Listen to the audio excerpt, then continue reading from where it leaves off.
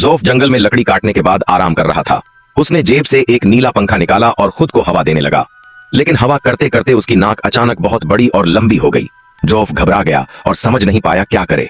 तभी उसे याद आया कि एक साधु ने उसे दूसरा सफेद पंखा भी दिया था। उसने वह पंखा निकाला और हवा की, और चमत्कार, उसकी नाक वापस छोटी हो गई। अब जोफ समझ गया कि ये दोनों पंखे ज्यादा जादुई हैं। वह खुशी खुशी घर गया और सबको बताया।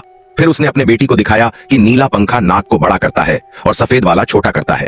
वे सोचने लगे कि इन पंखों से पैसे कमाकर जमींदार का कर्ज चुकाएंगे, लेकिन तभी दोनों पंखे उड़कर बाहर चले गए। जोफ बहुत दुखी हुआ। कुछ दिन बाद लालची जमींदार ने बड़े धूमधाम से अपने जन्मदिन पर भोज का आयोजन किया। उसी भोज में सफेद पंखा एक आत्मा बनकर वहां पहुंचा और अदृश्य होकर जमींदार की मेज पर आया और नीले पंखे से उसकी नाक को बड़ा कर दिया। अचानक लंबी होती नाक को देखकर सभी लोग चौंक गए। उन्हें लगा जमींदार को कोई अजीब बीमारी हो गई है और डरकर वहां से भाग निकले। कोई उसके पास भी नहीं आना चाहता था। जमींदार परेशान होकर अपनी नाक को पकड़े इधर उधर दौड़ने लगा। उसे अंदाजा भी नहीं था कि उसका जन्मदिन अब मजाक बन चुका है। इलाज के लिए उसने पूरे गांव के हकीम बुलाए, लेकिन कोई भी इलाज नहीं कर पाया। यह खबर जोफ तक भी पहुंची और उन्हें अफसोस हुआ कि काश वो पंखे अभी भी होते।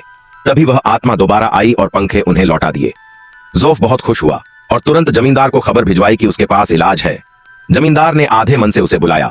जोफ ने सारी बात बताई और सफेद पंखे से उसकी नाक को छोटा कर दिया। जमींदार ने कहा था कि जो इलाज करेगा उसे 100 सोने की मुद्राएं देगा, लेकिन अब न तो उसने कोई इनाम दिया, बल्कि जोफ से पंखा छीन लिया और कहा, तेरा कर्ज इस पंखे से चुका दिया गया। दूसरा पंखा वह जमींदार अपने घर के बदले ले लेता है, ताकि वह भी जोफ जैसी गरीबी में रहकर और जादुई चीजें पा सके। अब जमींदार खुद जोफ के टूटे फूटे घर में जाकर लेट गया और पंखे से यह देखने लगा कि नाक कितनी लंबी हो सकती है। वह बार बार खुद को हवा देता गया और उसकी नाक बढ़ती गई, जो उसकी लालच की तरह कभी रुकती ही नहीं थी।